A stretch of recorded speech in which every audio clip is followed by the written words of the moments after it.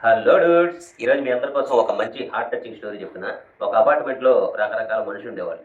అయితే వాళ్ళందరిలోకి ఒకేలాంటి mind set ఉన్న ఒక నలుగురు మాత్రం బెస్ట్ ఫ్రెండ్స్ అయ్యారు. సో, ఈ 4 ఏసేసి బెస్ట్ ఫ్రెండ్స్. ఈ రిమైనింగ్ ఈ డెక్ అంతా మనం ఒక అపార్ట్మెంట్ అనుకుందాం.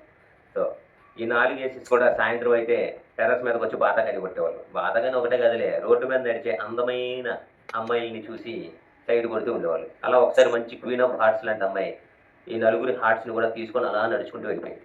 అంతే. ఒక్క దెబ్బకి లవ్‌లో పడిన మనోళ్ళందరి లైఫు దెబ్బకి టర్న్ అయిపోయింది.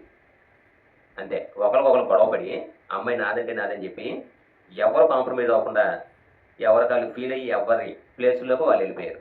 అంటే ఎవరి రూమ్స్‌కి వాళ్ళెళ్ళిపోయారు. నలుగురు 4 రూమ్స్‌కెళ్ళిపోయారు ఈ అపార్ట్మెంట్‌లో.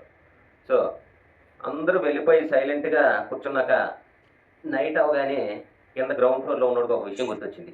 వాళ్ళు నైట్ సిట్టింగ్ ఎయడానికి వాటర్ ట్యాంక్ కింద 4 బాటిల్స్ దాచిపెట్టారు.